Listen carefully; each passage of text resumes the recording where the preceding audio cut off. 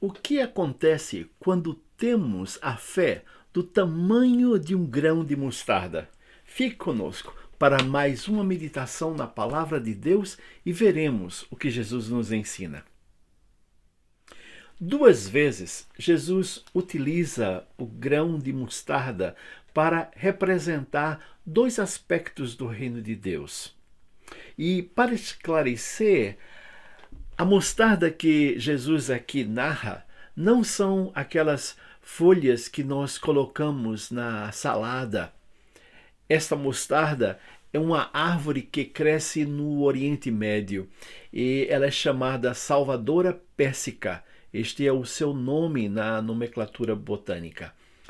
Na primeira passagem bíblica, em Lucas capítulo 13, versículo 19, ele compara o grão de mostarda com o reino de Deus, dizendo: a que semelhante é o reino de Deus?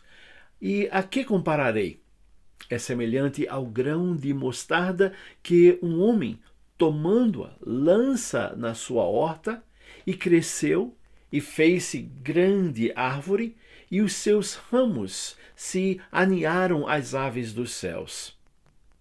O reino de Deus brota e cresce gradativamente nos corações daqueles que recebem a mensagem do Evangelho. Ao brotar, ele causa um testemunho incapaz de escondê-lo. Nós nos tornamos refúgio para aqueles que procuram um abrigo em momentos de aflição e necessidade e acham em nós a palavra de conforto e salvação que temos em Cristo Jesus. A segunda comparação que Cristo faz é em relação à nossa fé pessoal.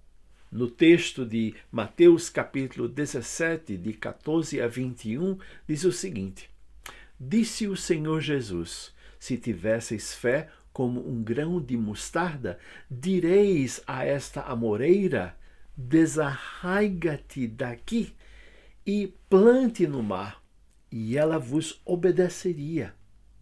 Jesus repreende os seus discípulos por não terem tido a fé neste texto bíblico, que aqui temos esta história, que conta em que os seus discípulos não foram capazes de expulsar o demônio que estava a aterrorizar aquele jovem. Então, a fé, por menor que seja, ela é capaz de fazer proezas. Quando temos a verdadeira fé que vem de Deus, através da sua palavra, motivados pela força do Espírito Santo de Deus, somos capazes de ser instrumentos de bênçãos das mãos de Deus.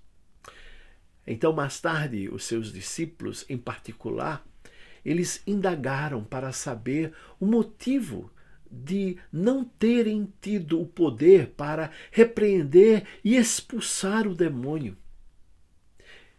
E Jesus disse: por causa da vossa fé. Porque em verdade vos digo que, se tiverdes fé como um grão de mostarda, direis a este monte: passa daqui para acolá, e há de passar, e nada vos será impossível. E ele acrescentou para os seus discípulos, dizendo no versículo 21, mas esta casta não se expele senão por meio de oração e jejum. Então, assim como diz a palavra, o reino de Deus é semelhante a um grão de mostarda que um homem, pegando dele, semeou no seu campo. Eu pergunto a você, neste instante, a semente do Evangelho foi plantada no teu coração? Ela caiu em solo fértil? Quer dizer, você tem deixado Deus cultivar este solo? E você pergunta: como pode ser esta semente cultivada? Ela é cultivada em primeiro lugar com a água da vida, que é Jesus Cristo. Ele é a fonte de vida. Também ela cresce com a leitura bíblica.